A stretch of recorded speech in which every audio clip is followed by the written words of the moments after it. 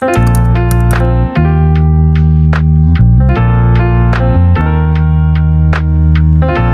everyone, good morning, good afternoon, good evening.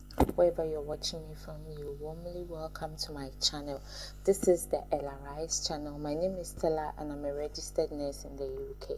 So on this channel, we talk about migration to the UK to work as a nurse or as a healthcare worker. And sometimes we also talk about the requirements needed, what to do, what not to do, and all that, and everything in between.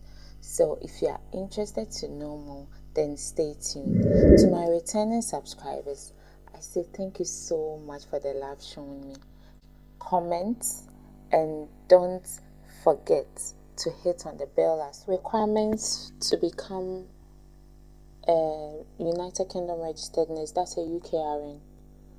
So first and foremost, I will advise that you write the IELTS exams. That's the International English Language Testing Systems. Write the IELTS, and then if you're able to secure 7.0 and above for listening, 7.0 and above for reading, 7.0 and above for speaking, then 6.5 and above for writing, you are good to go. So after getting this, you would start your registration with the Nursing and Midwifery Council of the UK. The reason why I would say you should start with the IELTS is because of this band score. If you get the required band to become a UK registered nurse, it's better that way. Some people start with the registration before they write the IELTS, but who knows the band you are going to get. So it's very good you write the IELTS first and then you start with the registration. So with the registration, you pay £140 to NMC UK. Then you would need clearance from Ministry of Health. That is if you are a diploma nurse. If you are a degree nurse, you don't actually need clearance from MOH. You just go straight to NMC Ghana because they don't normally take allowances in school. So when you are cleared from MOH, your form will be sent to the Nursing and Midwifery Council Ghana. Contact NMC UK. So when they contact NMC UK would now find out from them whether you are eligible to practice as a nurse and you are in good standing. And when they are sure about that, they would give NMC UK the go ahead to give you permission to be able to write the test of competence. That is the CBT and the OSCE. So that's how it goes.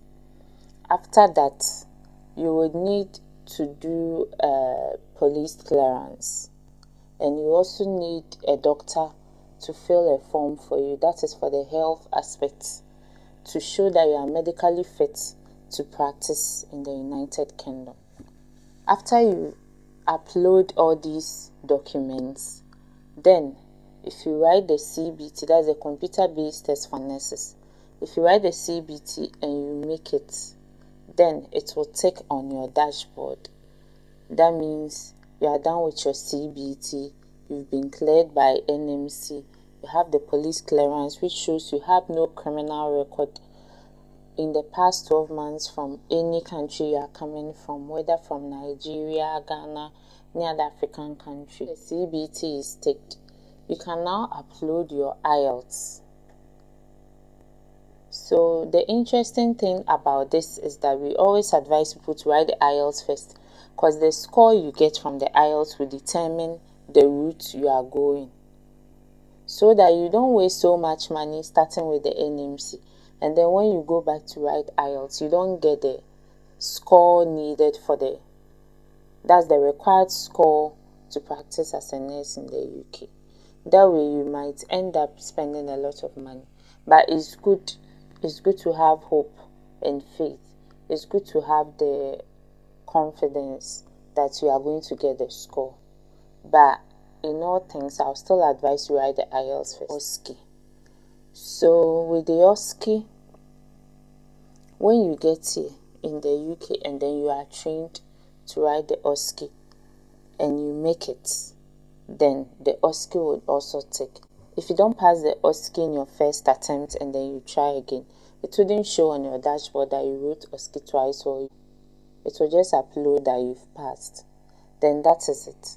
NMC will now contact you and ask if you want to edit any of your details on the dashboard. If you made any mistake whilst entering any information about yourself, you can edit it at this point. If not, you can give them the go ahead to process your PIN for you. So after passing the osce, in few weeks, sometimes in a month or two, you would receive your PIN. Then you can now be called a United Kingdom registered nurse. That means now you have the PIN to practice as a nurse. Alright, so that is all for today. Today we spoke about the requirements needed and the process it goes through from writing IELTS to receiving your PIN to practice as a nurse in the UK. In the next video, I'm going to talk about some of the culture shocks I had, and I'm privileged to feature a colleague of mine. Alright, so thank you so much for watching, and don't forget to press on the button to subscribe to my channel if you want to have more of this information.